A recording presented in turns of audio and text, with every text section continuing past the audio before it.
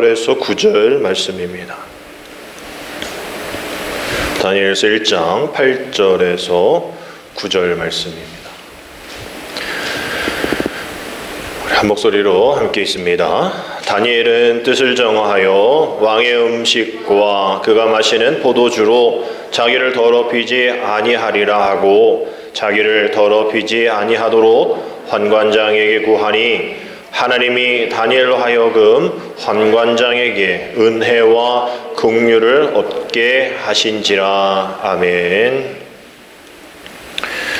지난주에 저희 가정 휴가로 인해서 오늘 여러분들 주일에 여러분들을 만나는 것이 좀 문제가 될 수 있을 듯 하여서 금요일에 서울시청 앞에 선별 진료소에서 코로나 검사를 받았습니다. 저도 이미 한번 받아본 경험이 있어서 막 코에 막 쑤셔 넣고 말이죠. 그래서 요즘은 입에는 안 넣더라고. 전에는 입까지 넣었는데 이제 그 고통을 알기 때문에 받을까 말까 하다가 그래도 염려할 바에는 또 문제가 될 수 있는 상황들이니까 검사 한번 받아보자 해가지고 아주 금방 나오더라고요. 금요일날 받았는데 어제 아침에 이렇게 넣었어요. 여러분들도 뭐 다 받아보신 경험 있으실 겁니다. 이 문자 하나가 뭐라고 말이죠. 이전까지는 어떡하지 막 기침만 해도 혹시 코로나 아니야? 열만 나도 코로나 아니야? 왜 이렇게 추워요 요새? 그죠? 감기 걸린 건데 독감인데 코로나 아니야? 이렇게 염려하게 돼요. 근데 또 이렇게 음성 판정 받으면 아이고 그럴 줄 알았어. 그래요.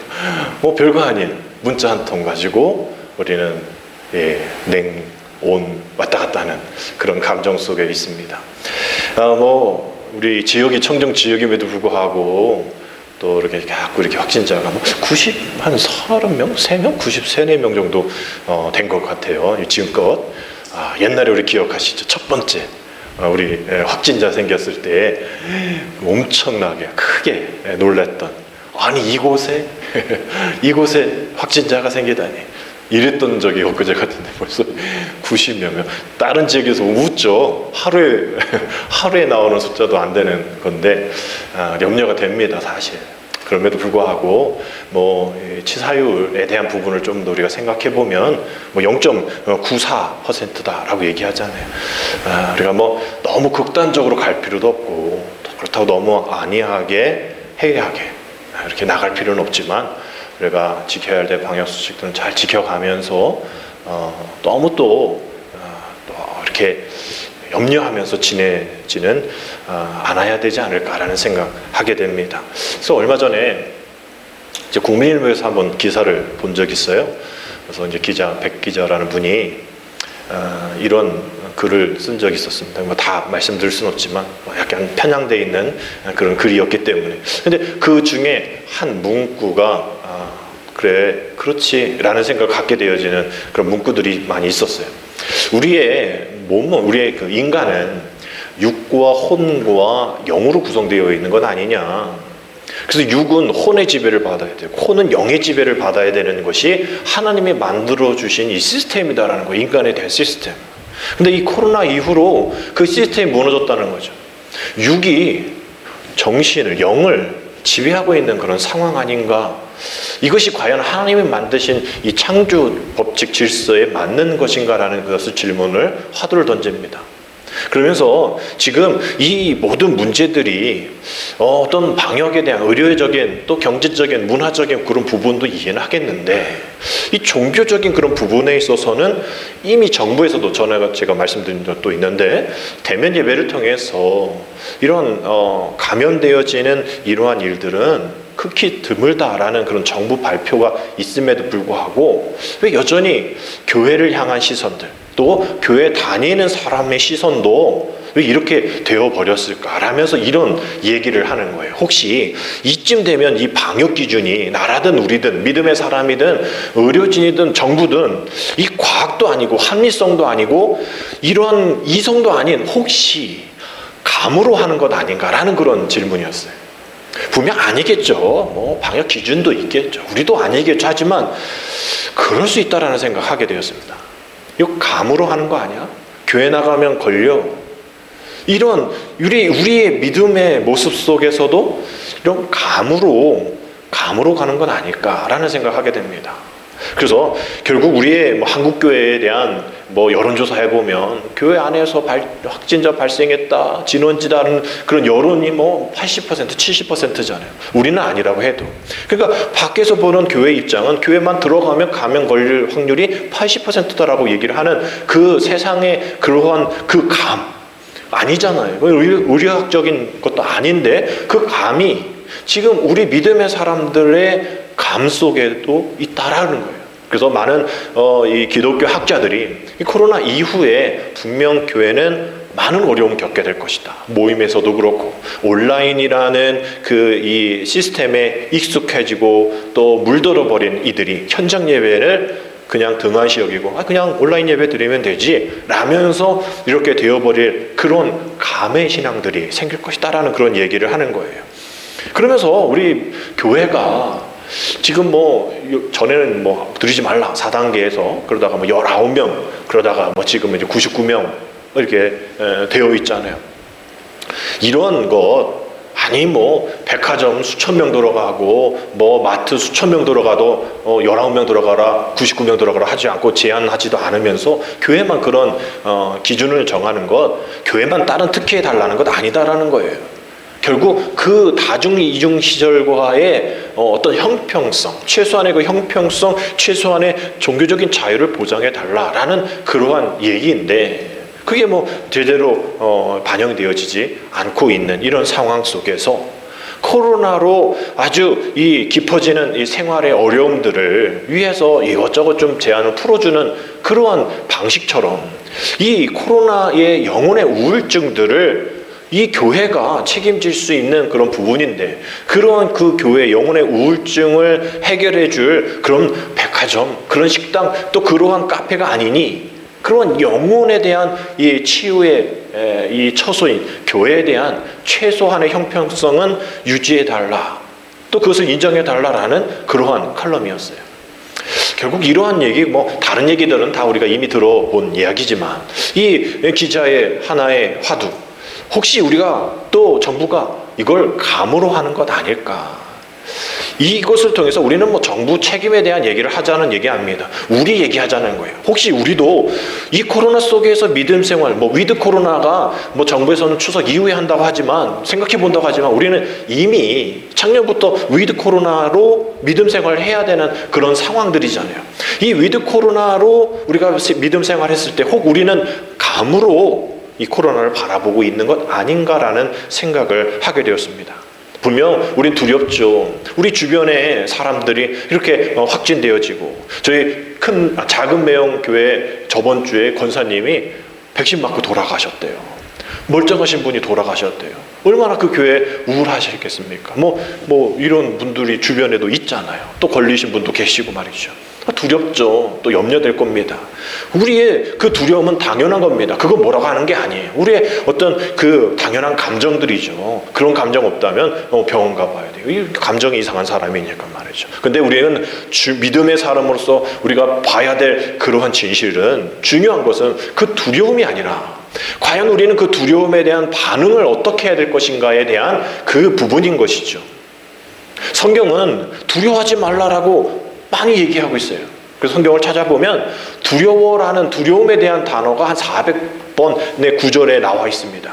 그 두려워하지라는 그런 뭐 말라라는 표현을 보면 한 100여십 번, 뭐 두려워하지 말라라는 그 정확한 이 문장으로 나와 있는 것이 한 83번, 그러한 문장이 나와 있어요. 이건 뭐예요?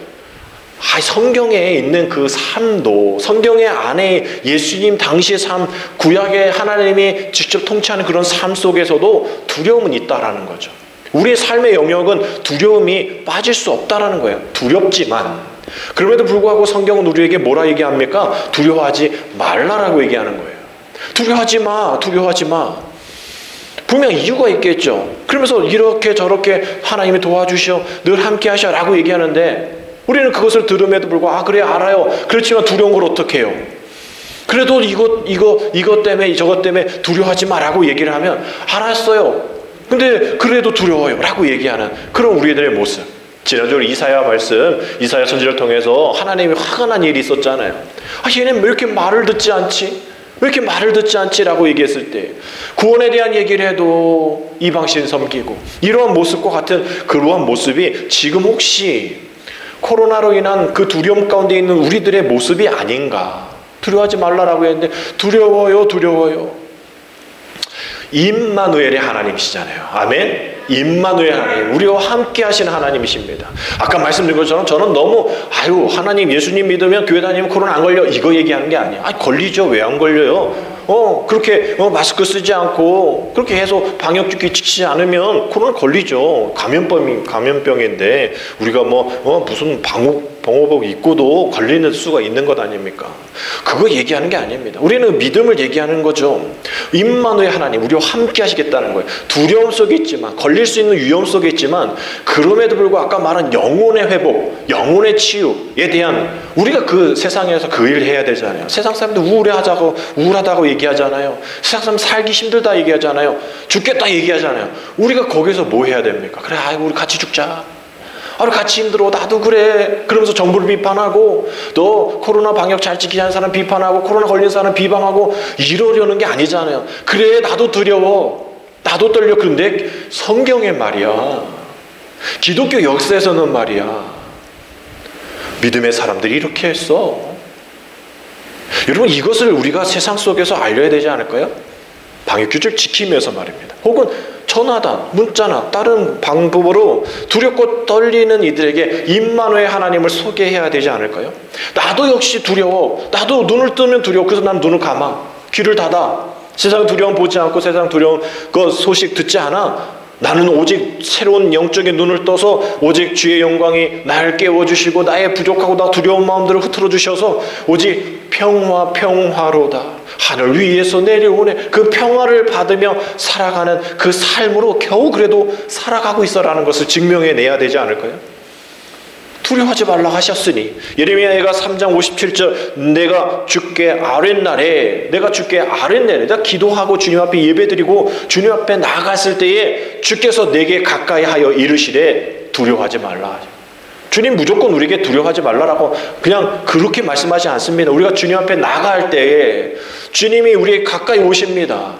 그랬을 때 두려워하지 말라라고 얘기하는 거예요. 잠언 3장 25절에도 너는 갑작스러운 두려움에도 악인에게 닥치는 멸망에도 뭐 하지 말라? 두려워하지 말라. 우리 예수님께서 마태복음 14장 27절에 배 안에서 두려워 떨고 있는 그 제자들에게 나타나셔서 무리를 걸으시면서 말씀하시잖아요. 안심하라. 두려워하지 말라라고 했을 때 안심하라. 나다라고 해요. 안심하라.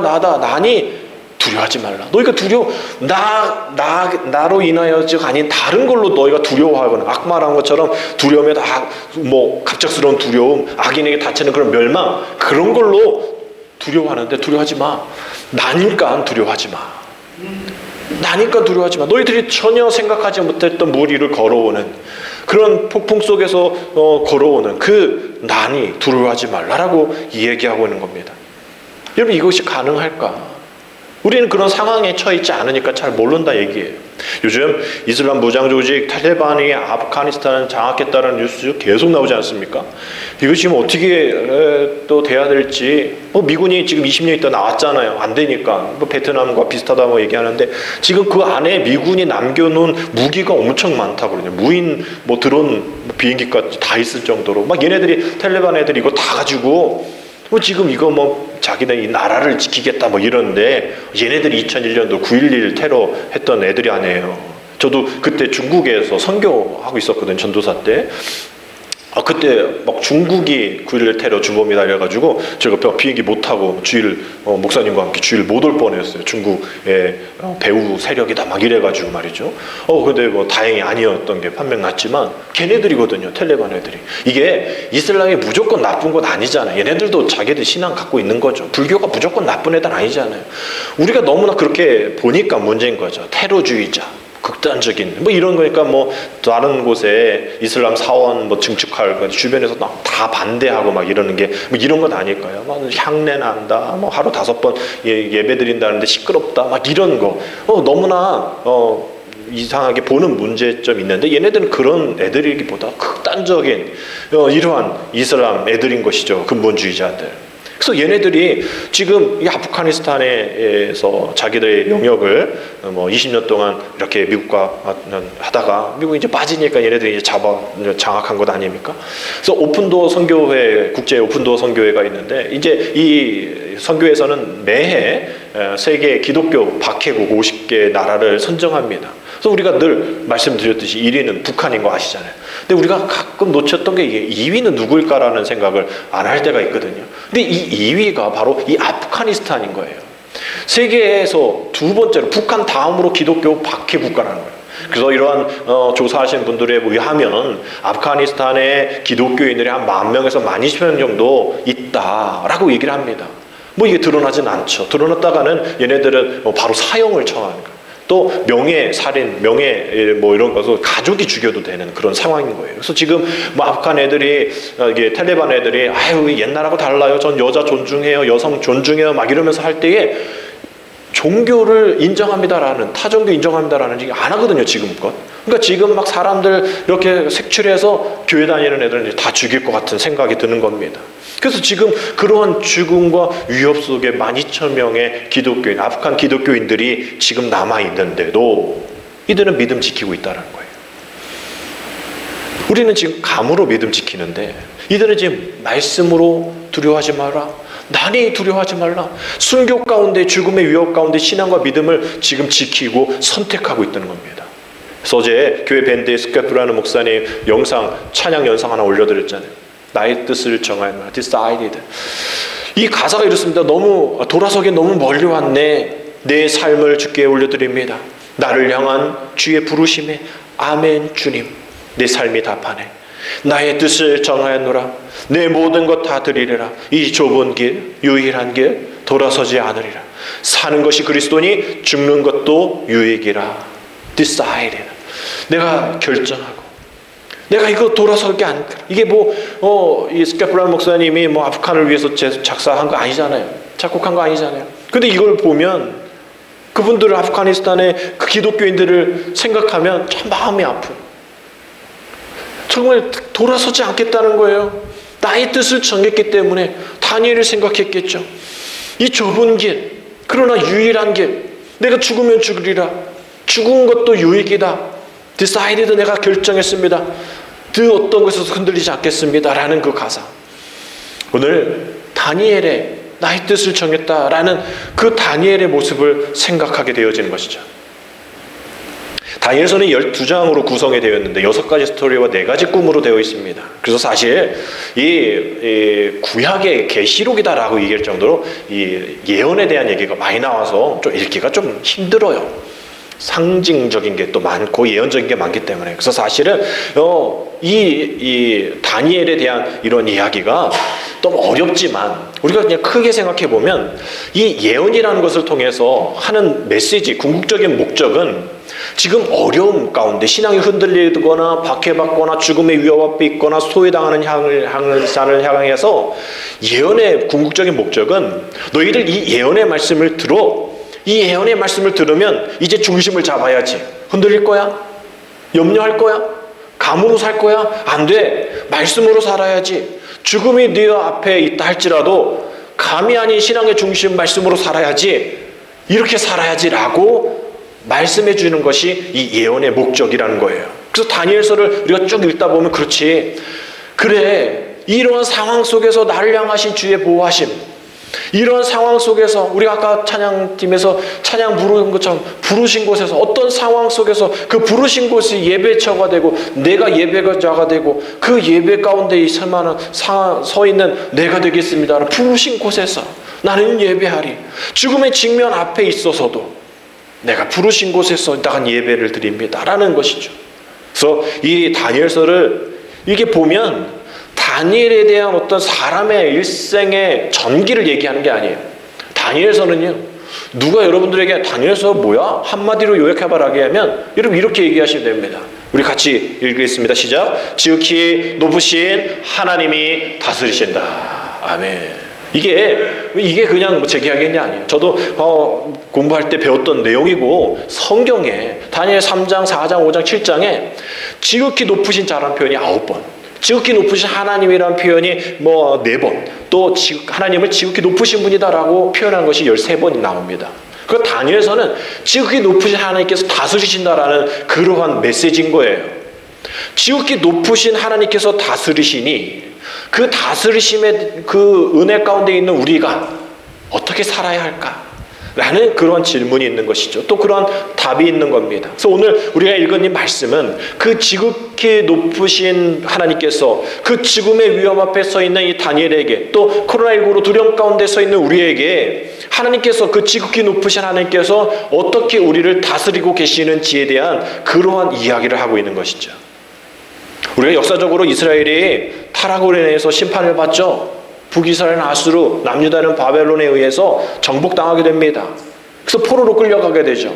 바벨론 왕 느부갓네살 왕에 의해서 이렇게 전리품으로 다 빼앗아 갈 때에 물건뿐 아니라 나중에 혹시 있을 그러한 반역을 저지하기 위해서 인질 같은 사람을 데려가는데 상류층 계층의 사람을 데려갑니다.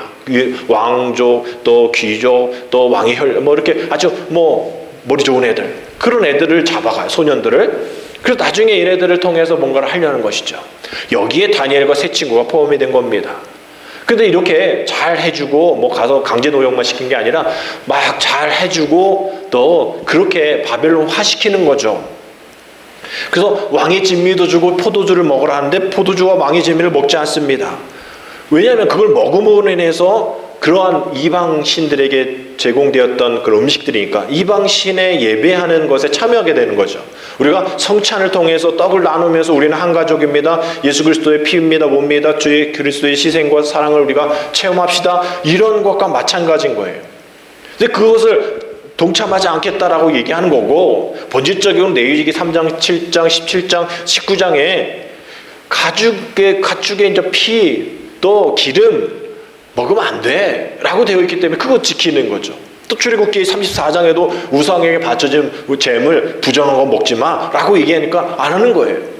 말씀으로 비록 그가 이방 땅에서 자라나고 있지만 자신을 더럽히지 않으려고 애쓰고 있는 거예요. 주님이 사탄에게 시험 받으실 때에 하신 말씀을 이제 주님이 이제 신명기에서 생각을 하셔서 하신 말씀이거든요. 8장 신명기 8장 3절에 이것을 주님이 기억하셨고 다니엘도 기억하고 있었던 거죠. 너를 낮추시며 너를 줄이게 하며 또 너도 알지 못하며 내 조상들도 알지 못했던 만나를 내게 먹이신 것은 사람이 떡으로만 사는 것이 아니요 여호와의 입에서 나오는 모든 말씀으로 사는 줄을 네가 알게 하려 하심이라. 다니엘이 알았던 거예요. 하나님의 말씀이 내 삶의 기준이 되었다. 다른 거 영바하지 않겠다. 다니엘이 그것이 죄라고 선언하는 순간 그것은 넘어가지 않는 거예요. 누가 떠미는 한일더라도 나는 거기서 밀리지 않겠다. 양보하지 않겠다. 그래서 우리는 양보하지 않는 신앙, 우리는 이것을 주관적 사고 방식의 신앙이다라고 우리가 말할 수 있을 겁니다. 양보하지 않는 신앙, 주관적 사고 방식의 신앙, 이건 뭘까요? 결국 우리의 삶에 있어서 나타나는 모든 사건들, 모든 삶 속에 하나님이 분명 목적이 있으실 것이다. 그러니 하나님이 그 목적이 어떻게 이끌어실지 내가 하나님께 묻고 하나님의 뜻을 구하고 하나님의 뜻대로 내가 그것을 정하며 살아가야겠다라는 그러한 모습이 바로 이러한 양보하지 않는 신앙, 주관적 사고방식의 신앙이라는 거예요. 다니엘에게 있어서 가장 중요한 것은 하나님이셨죠. 어떤 하나님? 지극히 높으신 하나님. 지금 다니엘이 자신의 삶의 모든 영역에서 그 지극히 높으신 하나님이 개입하고 계시는데 비록 지금 어렵다 할지라도 이것을 역전시켜 주실 하나님만 바라보면, 생각하면, 의지하면, 기대하면 될 것이다 라는 그러한 가치관 속에 살아가고 있었던 겁니다. 그래서 토절 목사님이 이렇게 얘기했죠. 하나님에 관하여 무엇을 생각하는가는 그 사람에게 가장 중요한 것이다 라고 얘기해요. 우리에게 가장 중요한 건 뭘까요? 이런 거 저런 거 이런 거 저런 거 얘기하는데 토절 목사님은 얘기하는 것이 하나님에 관하여 무엇을 생각하는가. 아니 우리 일상을 생각하겠죠. 근데 그 일상 안에 하나님이 어떻게 우리의 삶의 모든 일상적인 어떤 사건과 내 일상적인 내 가장 아무것도 아닌 것 같은 혹은 가장 중요한 것 이랬을 때 하나님에 연관되어지는 그 생각들, 그것이 이 세상에서 가장 소중하고 귀중한 것이다라는 그런 이야기인 것이죠. 결국 이런 얘기들이 다니엘서에 쭉 있을 때 사실 오늘 뭐 다니엘서 12장까지 다 읽을 필요가 없어요. 오늘 9절까지만 읽어도 결론 납니다. 왜냐하면 9절이 이렇게 되어 있기 때문이죠. 우리 같이 읽겠습니다. 하나님이 다니엘로 하여금 환관장에게 은혜와 긍휼을 얻게 하신지라. 아멘. 뒤에 우리 교회 학교 어린이들이 되게 좋아하는 뭐 이거 사자굴에 들어간 이야기, 뭐 꿈 해석 이야기, 요 뒤 얘기가 많은데 이미 1장에서 9절에서 결론 내버리셨어요. 하나님이 다니엘로 하여금 하나님이 하셨다라는 거죠. 하나님이 다니엘을 사용하신 거예요. 다니엘로 하여금 환관장에게 그 당시 세상 그 모든 그 어려움 거기에 처해 있는 그 믿음의 사람들에게 뭐를 은혜와 긍휼을 얻게 하셨다라는 거예요. 하나님이 개입하셨다라는 거예요. 하나님이 개입하셨으니 뭐가 문제냐는 거예요. 우리는 그저 하나님만 잘 섬기고 하나님이 허락하신 일을 행하며 하나님을 생각하며 살아가면 되어지는 것이다라는 거예요. 12장까지 다 안 읽어도 1장 9절까지만 읽어도 결론 나는 겁니다. 그렇다고 그렇게 하나님만 바라봤을 때에 다니엘과 그 친구들이 삶이 편했을까? 아니죠. 지금 포로 신분인데 또 임상실험하는 사람들처럼 그렇게 갇혀 있는데 말이죠. 쉽지 않았을 거예요. 단적인 예가 뭐냐면 그들의 이름을 지금 바꿔 부르고 있습니다. 우리가 잘 아는 다니엘, 사드락과 메삭, 아벳느고 이 바벨론식 이름이거든요. 지금 이름 바꾼 거예요. 우리 일제시대 때 그 호칭 개정한 것처럼 마찬가지예요. 이게 지금 바벨론식 이름으로 살아가는 모습. 원래는 그 이름이 아니잖아요. 벨드사살, 하나냐, 미사엘, 아샤라. 이 엘, 라, 샤 뭐 이런 것은 여호와라는 뜻을 갖고 있잖아요. 엘샤다이, 엘리, 엘로힘. 이러한 것이 하나님을 따르겠다, 본받겠다, 그의 말씀 진리 가운데 거하겠다라는 것이거든요. 그러니까 이름 안에 넣은 거예요. 제 조카 예진이 예수님의 진리, 뭐 예은이 예수님의 은혜, 뭐 이런 것과 비슷한 거죠. 예수님이 들어간 거예요. 예자에.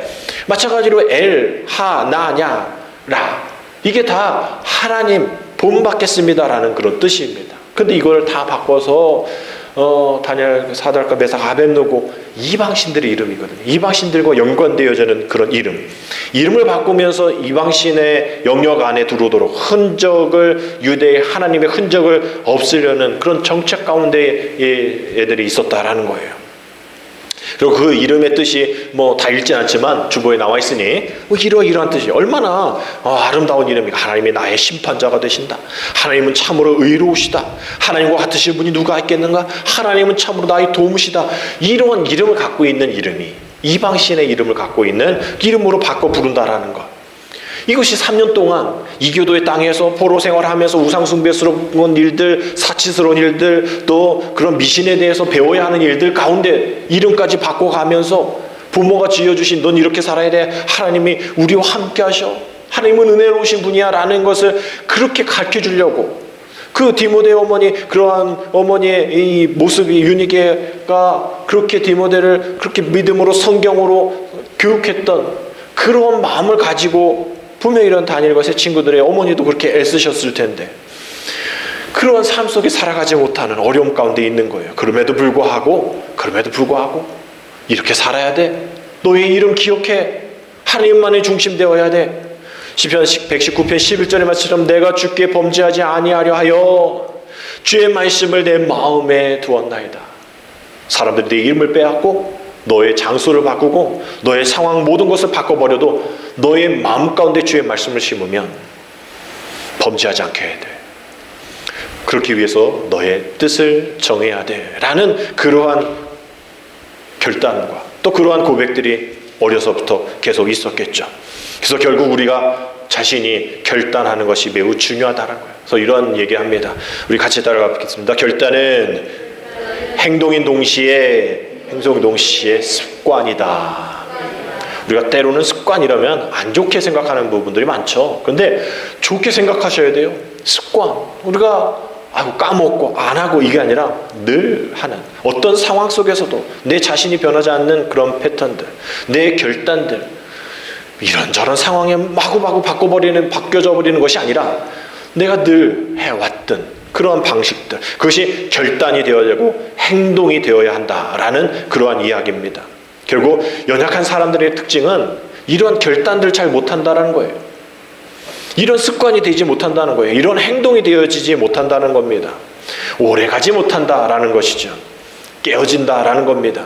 결국 우리가 그 일들을 보면서 그 결단이 매우 중요하고 매우 신중해야 하고 매우 의롭고 하나님의 도움 가운데 있어야겠구나. 앞으로 나아가야 되는구나. 어떤 장애물일 때도 깨치고 그 결단을 향해 나아가야겠는구나. 우리가 12에 혈증하는 여인이 주님이 계신 그곳에 나가면 애들이 막 자꾸 부정의 저리가 이러니까 조용히 가서 주님의 옷자락에 손을 대는, 그 주님은 그걸 기억하셔서 누가 내 옷에 손을 댔냐? 라면서 두렵고 떨리는 그런 상황 속에서 그 여인을 축복해주고 여인을 고쳐주는 그런 사건들, 또 에스더같이 죽으면 죽으리라라고 그 백성을 살리기 위해 왕 앞에 나아갔던 그런 결단의 모습들, 이 모습들이 지금 우리에게 필요하다라는 겁니다. 요한일서 5장 4절 말씀 보면 무릇 하나님께로부터 난 자마다 세상을 이기었느니라. 세상을 이기는 승리는 이것이니 우리의 뭐다? 믿음이다 라고 되어 있어요. 우리의 믿음이다. 우리의 믿음은 감이 되어서는 안 되는 거예요. 우리의 믿음은 정말 그냥 이런저런 상황 다 따지고 묻고 이래서 내가 결정하는 것 아니라는 겁니다. 세상을 이기는 그 믿음, 그 세상을 이기는 그 믿음, 죽으면 죽을다라는 그 믿음 가지고 두렵고 떨리는 마음, 누가 뭐라고 할 것 같은 것 아는 그런 믿음을 가지고 주님 앞에 나가는 그런 것이 필요하다는 거죠. 그러나 우리가 문제는 뭡니까? 우리가 너무 세상적이라는 거예요. 믿음이 눈치 본다라는 거예요. 감으로 그 믿음을 사용하고 있다라는 겁니다. 그러니 세상을 이길 수가 없다라는 거죠. 지금이 우리가 아프가니스탄 기독교인들과 같은 억압, 또 북한 지하교회 같은 억압, 그런 상황 속에 있지 않잖아요. 바벨론 포로의 그런 상황 속에 있지는 않지 않습니까? 그러한 상황 속에 있지 않으리라 할지라도 분명 우리의 상황 속에서, 어려움 속에서, 고난 속에서, 아픔 속에서 주님 우리에게 그 고난 속에 있는 우리들에게 이렇게 질문하십니다. 너 이 고난을 어떻게 버티며 어떻게 살아갈 거니? 이런 상황 속에서 믿음을 지킬 수 있는 방법 있어? 너 같으면 이런 상황 가운데 나를 신뢰할 수 있겠니? 아무리 힘들고 어려운 상황 속에서 나의 제자가 되었다, 제자가 될 것이다 라고 생각하고 말하고 결단한 너희는 어떻게 나를 따라올 거니? 라고 주님 우리에게 물으십니다. 그럼 우리는 뭐라 얘기할 것이고 뭐라 결단할 겁니까? 그냥 그때 되면 할게요. 그냥 상황 되면 할게요. 우리 이렇게 생존하듯이 살아가면 안 된다는 거예요. 목숨 구제하려고 살아가면 안 된다는 겁니다. 이 불신의 세상 속에서 우리는 그 신앙으로 살아가기 위하여서 다니엘처럼 믿음의 대안이 있어야 되겠고요. 영적인 전략이 절대적으로 필요한 때입니다. 여러분에게 믿음의 대안이 있습니까? 또 영적인 전략들이 있습니까? 그 어떠한 환경 속에서도 결단하며 예배를 지키며 또 섬기며 사랑하는 그러한 결단들이 있나요 말이죠. 다니엘처럼 지극히 높으신 하나님의 말씀대로 살아가는 그 상황 속에서 이 세상 사람들이 우리를 볼 때에 그 미련한 것 같고 무력해 보이는 것 같지만 그러한 전략이야말로 아주 강력한 전략임을 여러분 잊지 마셔야 합니다. 여러분 세상에 살아가는 방식으로 신앙 바라보지 마십시오. 여러분 우리의 믿음, 우리의 신앙, 우리는 연약합니다. 우리는 그냥 쓰러집니다. 많이 보셨잖아요. 저 사람 참 믿음 좋다라고 했던 사람이 저 사람 참 영적인 사람 같아. 여러분 저런 목사님 없어 라는 그러한 사람들이 한순간에 무너지는 거 많이 보셨잖아요. 그거 뭐라 할 필요 없어요. 그럴 수밖에 없는 우리 인간입니다. 너무 우리가 그것에 너무 의지하고 자부할 필요도 없는 거예요. 우리도 한순간에 쓰러질 수 있는 연약한 우리라는 거죠. 결국 우리는 다른 것 붙잡지 말라는 겁니다. 우리는 그 어떤 것에서도 나를 흔들지 않는, 나를 흔들 수 없는 그것을 붙잡으며 살아가면 그 어떤 환경 속에서, 그런 유혹 속에서도 우리는 견딜 수 있는 것이죠. 그것을 피하고 그냥 위에서 우리는 산으로 올라가냐? 아닙니다. 주님 그거 원하시지 않아요. 이 세상 속에서 오늘 살아가기를 원합니다. 환관장이 보는 것이 우리가 이 세상으로 보는 그런 어떤 영역인 것이죠. 그 안에 은혜와 긍휼을 주시길 원하시는 것이지 우리가 그냥 사람 안 만나면 되는 거 아니에요. 나는 그냥 죄가 내 몸에 붙지 않을 정도의 거리두기 하면서 살아가면 되지 않아요. 그럴 수 없는 우리의 삶인 거죠. 그렇다 치더라도 내 안에, 아무도 모르는 내 안에 있는 그 죄성 어떻게 할 겁니까? 아무리 깊은 산 속에 들어가 있다 할지라도 말이죠. 아무도 보지 않은 상황 속에 있다 할지라도 말이죠. 내 안에 있는 꿈틀거리는 로마서 7장의 말씀처럼 이 전쟁과 같은, 지난주에 말씀드린 것처럼 전쟁과 같은 오호라는 공고한 사람, 누가 이 사망에서 나를 견뎌낼까? 사망의 전쟁과 같은 내 안에서 이 움직이는, 해결할 수 없는 이 전쟁과 같은 이 내 안에 있는 것을 어떻게 해결하겠느냐. 맹신하면 안 된다는 겁니다. 우리는 연약해요. 주님의 말씀만, 하나님만 붙잡아야 할 사람들입니다. 우리가 다른 시간은 안 돼요. 주님 앞에 모이셔야 됩니다. 주님 앞에 나가야 합니다. 이런저런 방식을 가지고 주님 앞에 나가야 됩니다. 그냥 가만히 있으면 안 되는 거죠. 신앙에는 두 가지 영역이 있습니다. 하나는 내 개인의 신앙이고, 하나는 변하지 않는 교회의 신앙이에요. 이 코로나 시대에 이게 위험한 것이 내 신앙이 너무나 중점적으로 가고 있다는 거예요. 교회 신앙이 연약해지고 있다는 거예요. 그럴 것 같죠? 무교회주의라는 게 있잖아요. 교회 안 나가도 내가 그냥 신앙 잘 지키면 되지 라는 분들, 그런 무교회주의거든요. 내가 하나님 믿고 그냥 천국 가면 되지 라는 그러한 믿음 가운데 있는 분들이 계신데, 분명히 어려움 가운데 만나면 쓰러집니다. 교회 신앙, 하나의 내 개인의 신앙 골고루 잘 유지하고 있어야 돼요. 위태한 일을 만날 때가 문제이기 때문에 평상시에는 문제가 되지 않습니다. 그러나 이 교회 신앙, 공동체 신앙을 갖고 있지 않는 사람, 그냥 나 개인의 신앙만 있으면 되지라고 생각하는 사람, 무너지는 것을 수없이 봤어요. 교회 신앙을 가지고 사역하는 사람들, 어려움 당하더라도 빨리 이겨내는 사람들 많이 봤습니다. 무너지진 않진 않아요. 무너집니다. 그러나 누구가 일찍 일어나, 빨리 일어나냐, 훌훌 털고 일어나냐는 것이죠. 믿음, 신앙 언제든지 문제 생길 수 있다라고 여러분 여기셔야 됩니다. 목사님, 장로님, 권사님 믿음, 집사님 볼 땐 대단한 것 같지만 아니에요. 똑같아요. 문제 생길 수 있다라는 겁니다. 내가 기준이 되고 내 신앙이 기준이 되니까 말이죠. 교회가 나의 신앙이 되어야 됩니다. 교회 자체가 믿음이 되게 되어지면 문제가 생겨도 이겨낼 수 있는 그런 방법들이 생기는 거죠. 교회의 믿음이 지극히 크신 하나님이 중심이 되기 때문입니다. 그래서 하나님께서 세운 교회에 흔들리지 않는 기둥이 되기 때문이죠. 디모데전서 3장 15절, 만일 내가 지체하면 나로 하여금 하나님의 집에서 어떻게 행하여 할지를 알게 하려 함이니 이 집은 살아계신 하나님의 교회요 진리의 기둥과 터니라 라고 되어 있어요.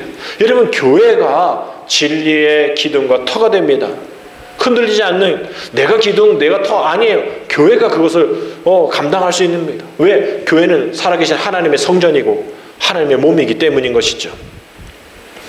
그래서 여러분들이 우리 교회 안에서의 많은 신앙을 살면서 오늘 말씀과 같이, 제목과 같이 나의 뜻을 정했노라라는 고백이 있지 않고서는 우리 희생과 포기 결단은 우리 교회를 건강하게 하지 못한다라는 거예요. 내 개인 신앙을 가지고는 말입니다. 내 경험을 가지고서는 교회를 건강하게 세울 수 없다는 겁니다.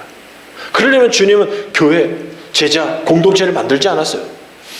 결국 나 혼자만의 신앙이 안 된다라는, 나 혼자만으로는 부족하다라는, 나 혼자만 누릴 수 있는 은혜, 국률 아니다라는 겁니다.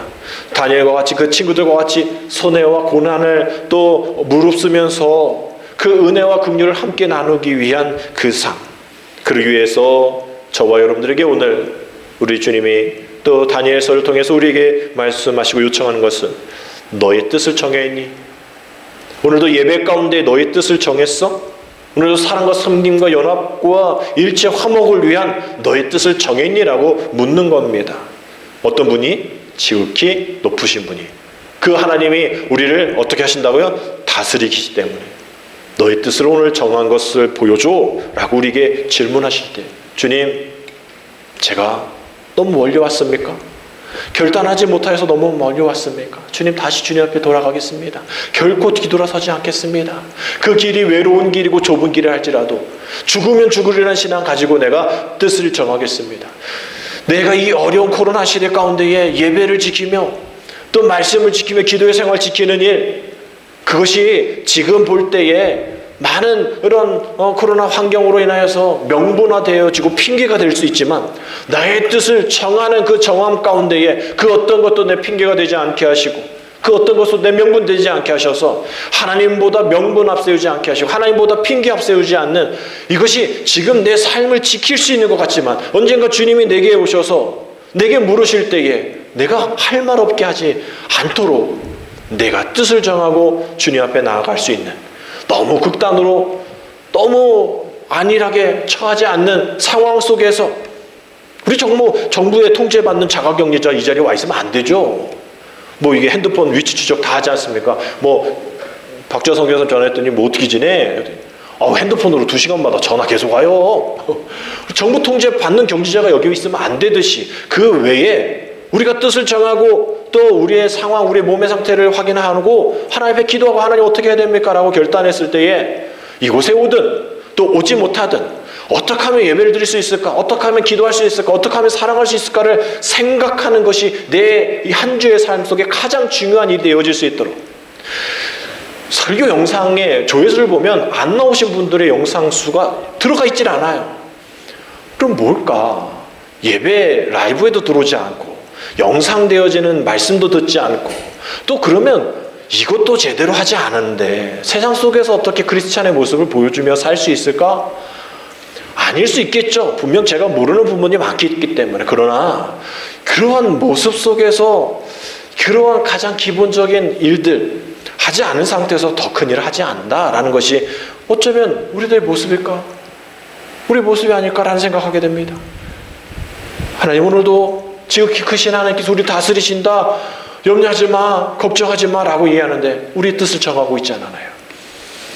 우리가 식당, 마트 다 가면서 여러분 우리가 교회에 위대하지만 다른 것 바라지 않습니다. 그냥 여러분 일상생활 하듯이 식당 가듯이 마트 가듯이 필요하니까 가는 거 아닙니까?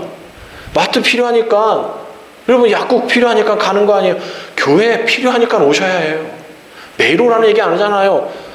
줄이고 있잖아요. 모이지 않고 있잖아요. 주일날만이라도 혹은 여러분들 평상시에 우리 교회 다 들어올 수 있지 않습니까? 열어드릴 테니 또 열려 있으니 또 열 수 있는 방법 또 다 온라인으로 열 수 있으니 문 잠겼다고 뭘 하지 마시고 제가 출근하면서 다 열어놓고 저도 뭐 10시까지 있으면서 다 열어놓습니다. 가끔 고양이가 개가 들어가지고 문제긴 하지만 말이죠. 저는 그래도 반가워요. 걔네들 보면. 니네들에도 기도하라고 들어왔니? 어떤 분은 이렇게 열리는 알람 보면 어떤 분은 또 오셔서 기도하고 가세요. 여러분 이런 것들이 필요합니다. 그래서 많은 교회들이 이렇게 예배 제한이 있으면 평상시 못 드리니까 예배 아닌 시간에 와서 예배 드리고 그러니까 기도하고 가세요.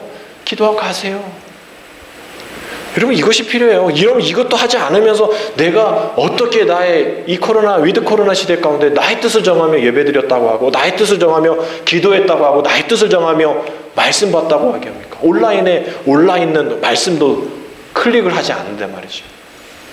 저는 그거에 민감하지 않습니다. 뭐 클릭수 몇 개 뭐 유튜브도 아닌데 뭐 제가 실버 마크, 골드 마크 받을 것도 아닌데 그러나 말씀을 받기 위해 사모하고 우리가 이렇게 말씀을 못 받는 상황이라면 다른 방식으로 저의 것들 못 받는다면 다른 방식으로 텔레비 틀면 목사님들의 설교 나오잖아요. 여러분 성경을 피면 말씀이 있잖아요. 한 주간도 말씀 피지 않고 영상 듣지 않고 한 시간도 하나님을 향해 이야기하지 않은 선한 목자교회는 24시간 주님과 동행하자 예수님과 동행 일기, 영성 일기를 매일 기록하는 그런 교회가 있는 반면에 우리는 전혀 주님과 관계없는 상황 속에서 살아가는 한 주, 이런 상황 속에서 감으로 믿음 생활하는 우리들이 얼마나 많냐는 거예요. 여러분 이 코로나 시대가 우리에게 주는 불이익도 부정적인 건 많지만 우리 믿음을 다시 점검할 수 있는 아주 가장 효과적인 그런 상황이 아닐까라는 생각을 해보게 됩니다. 저도 여러분들의 이 코로나 상황 속에서 주일 예배 또 다른 것 감으로 하지 않으려고 해요. 방역수칙은 지켜야죠. 전 목사님 오늘은 이게 또 예배를 안 드린다고 하죠. 근데 광화문 가서 또 드린다고 하는데 거기 이제 시설 폐쇄되어 있지 않습니까? 어떻게 정부가 교회를 폐쇄시켜? 이렇게 바라보는 사람도 있겠지만 들어야죠. 왜? 우리의 형평성 이렇게 해달라 저렇게 해달라 하면서 그 교회 때문에 교회가 욕을 먹으니 하나님의 영광이 드러나지 않으니 십계명 위반한 거 아니에요. 내 이름을 망령되이 여기면서 하나님 까불면 죽어 이런 분 아니에요. 어떻게 지금도 제가 얘기해버렸네. 하여튼 그런 목사님은 안 됩니다. 세상 사람들 안 해요. 어제도 저녁에 제 방인지 본방인지 모르겠지만 그것이 하고 싶다 보니까 어떤 회장님이 세금 안 낸 거에 대한 그런 얘기 나오더라고요. 근데 그분들이 교회 다니는 장로님이고 또 온보비 사건 하셨던 분들이 교회에 모여있는 그런 공동체 위원들이고 천몇백억의 세금을 아직도 안 내고 있는데 뭐 선교단체 종교기관을 통하여서 수천억을 받고 있다라는 그러한 제보, 이런 거 보면서 참 부끄러워요. 여러분, 이 세상에 빛이 되지 않는 것, 잘못된 뜻을 정하고 있는 사람들인 것이죠. 다니엘이 그런 뜻 아니잖아요. 다니엘이 자신의 유익을 위해서 뜻 정한 건 아니잖아요. 그러지 못하는 상황 속에 나의 뜻을 정해놓으라, 목숨을 바치며 뜻을 정해놓으라, 이렇게 담대히 외치는 삶, 우리들의 삶 속에서 필요한 것 아닌가 생각하게 됩니다. 오늘 이 말씀을 들으면서 한 주 동안 결단하며 나갈 때에 결단이 행동으로 이어지고 그 행동이 우리 습관이 되어질 수 있도록 날마다 여러분 매일매일 결단의 삶을 사십시오. 하나님 원치 않으시는 일이야, 하나님이 기뻐하시지 않으시는 일이, 하나님의 은혜와 항년의 긍휼이 있지 않는 일이야, 내가 생각하지도 말고 보지도 말고 듣지도 말고 오직 내 눈과 귀를 열어서 주님이 원하시는 은혜의 일들을 바라보고 말씀을 들으며 내가 그 어떤 것을 흔들지 않는 그 교회의 기둥과 터가 되어질 수 있도록 그 기준을 분명히 잡아야지 라면서 결단하며 살아갈 수 있는 그러한 저와 여러분 되어질 수 있도록 우리 함께 애쓰고 함께 힘을 낼 수 있는 그러한 한 주가 되어지기를 주님의 이름으로 축복합니다. 기도드립니다. 하나님, 뜻을 정하였던 다니엘과 같이 우리들에게 창조적인 믿음의 대안과 영적인 전략을 갖는 지혜를 허락하여 주옵소서. 세상의 감으로, 너의 신앙의 불완전한 신앙의 경험으로 우리가 예배, 사랑, 섬김, 은혜, 이 모든 것들을 대하지 아니하도록 우리 신앙을 오직 내 개인의 신앙이 아닌 교회의 신앙으로 굳게 지켜서 이 세상에서 하나님의 백성답게 살고 오직 하나님만을 왕으로 섬기며 지극히 높으신 그 하나님께서 우리를 다스리신다라는 그 믿음의 결단 가운데 내가 결단코 다른 세상의 뜻이 아닌 하나님의 뜻으로 정하며 살겠습니다라고 고백하며 살아가는 우리 충만한 그 모든 성도들 되어질 수 있도록 인도하여 주옵소서. 예수님의 이름으로 감사하며 기도드립니다. 아멘.